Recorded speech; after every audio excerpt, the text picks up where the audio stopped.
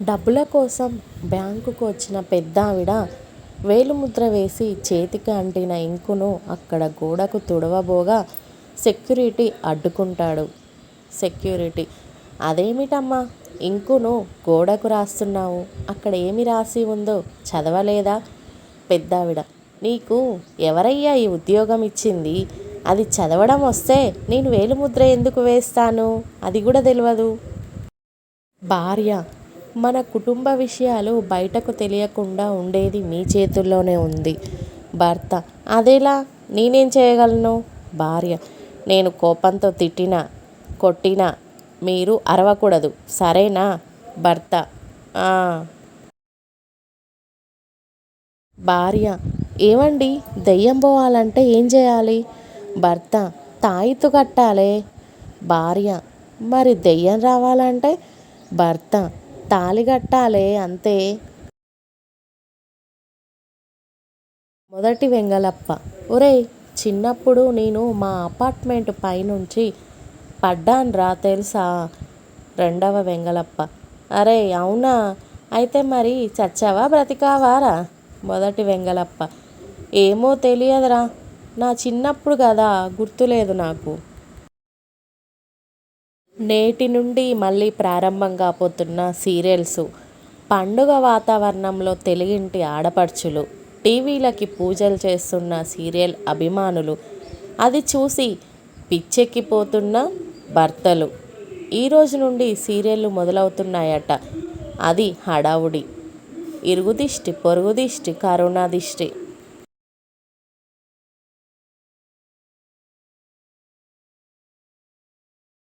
ఇకపై రాష్ట్రంలో English medium పాఠశాలలు, ఇంగ్లీష్ మీడియం స్కూల్స్ అలా ప్రకటించారో లేదో, నేను వీడికి అప్పుడే మమ్మీ అని ఏడవడం నేర్పించాసేనే బామ్మ. పూర్వ విద్యార్థుల సమ్మేళనం. అప్పట్లో కాలేజీలో దీన్ని ఏడిపించాడంట. ఇప్పటికి దీనికి ధైర్యం వచ్చి కొట్టింది. ఏం తప్ప?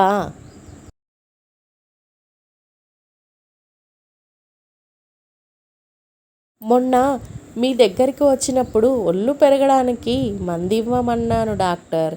మీరు సరిగ్గా విన్నట్టు లేరు. పళ్ళు పెరగడానికి ఇచ్చారు.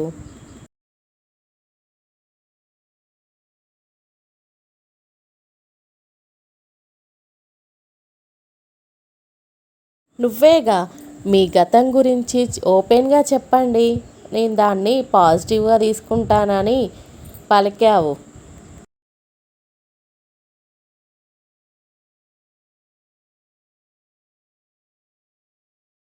ఉగాది పచ్చడిలో ఏం కలిపి చచ్చావే? డ్రంక్ అండ్ డ్రైవ్లో దొరికిపోయా?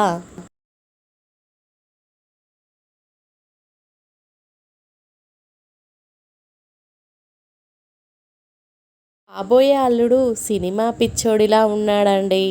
ప్రీ వెడ్డింగ్ షూట్లో ఒక ఐటమ్ సాంగ్ పెడదామన్నాడంట.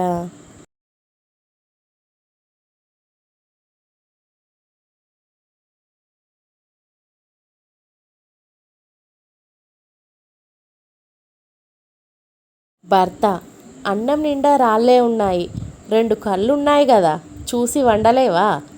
భార్య: మీకు 32 పళ్ళున్నాయి, ఆ మాత్రం నవలలేరా ఏంటి? జీతం వచ్చిన 10 రోజులకే అప్పులు చేస్తున్నారు, ఆ డబ్బులు ఏం చేస్తున్నారు? సుబ్బారావుని అడిగింది భార్య.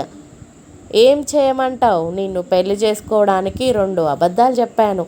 అప్పుడు దేవుడికి మొక్కుకున్నాను, ఇకపై ఎప్పుడు అబద్ధం చెప్పినా నీ హుండీలో 100 రూపాయలు వేస్తాను అని. ఇప్పుడు జీతం కూడా సరిపోవడం లేదు, అందుకే అప్పు చేస్తున్నాను అని చెప్పాడు సుబ్బారావు. మనసు బాగోలేకపోవడం మీకు మాత్రమేనా? మాకు కూడా ఉంటుంది కదండి.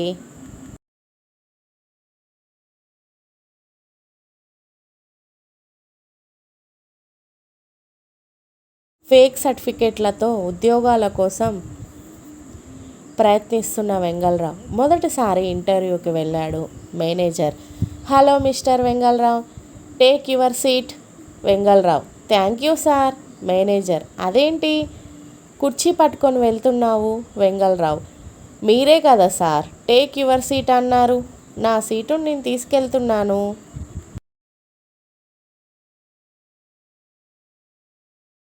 కోదండం, ఏంటి సుబ్బారావు గారు, మీ వాడు ఎప్పుడు చూసినా ఇంటి దగ్గరే కనిపిస్తున్నాడు, స్కూల్కి వెళ్ళడం లేదా?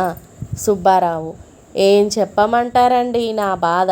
మొన్న ఒక్కరోజు వీడు ఇంటికి రావడం లేదు, ఆలస్యమైంది, మా అబ్బాయి ఇంటికి రాలేదు, ఎవరికైనా కనిపిస్తే సమాచారం ఇవ్వండి అని వీడి ఫోటో సోషల్ మీడియాలో పెట్టాను. అప్పటి నుంచి వీడు బయటికి వెళ్ళడం పాపం.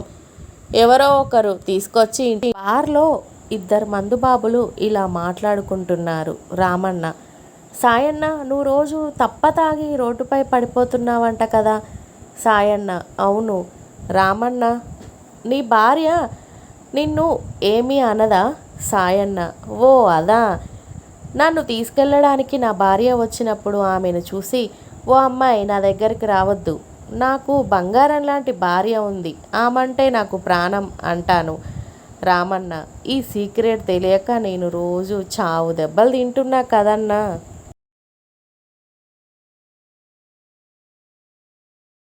రమ్య, బేబీ, నిన్న సాయంత్రం కలుద్దామని ఎన్నిసార్లు ఫోన్ చేసినా లిఫ్ట్ చేయలేదు, కనీసం వీడియో కాల్ కూడా ఆన్సర్ చేయలేదు.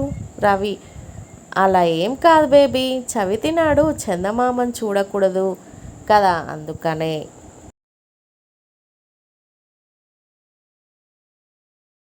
ఏమండి, పెళ్ళైన కొత్తలో నన్ను స్వీటీ, మిల్కీ, రోజీ, లవ్లీ అంటూ ప్రేమగా పిలిచేవారు కదా, ఇప్పుడేంటి ఏమే వసే అంటూ పిలుస్తున్నారు అని ముక్కు చేదుకుంటూ అడిగింది సరళ.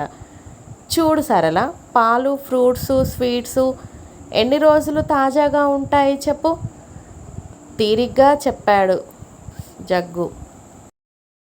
ఒకరోజు దంపతులిద్దరూ ఊరంతా తిరిగి తిరిగి రాత్రికి ఇంటికి వచ్చారు.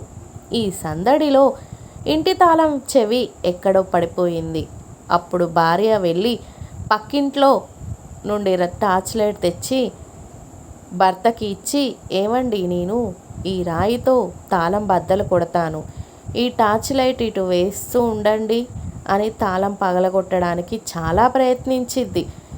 ఆమె వల్ల కాలేదు, అలసిపోయింది.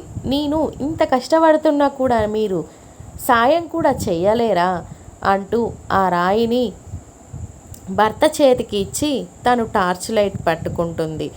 భర్త ఒక వేటుతో తాళం పగలగొట్టి తలుపు తీసి భార్య వైపు గర్వంగా చూశాడు.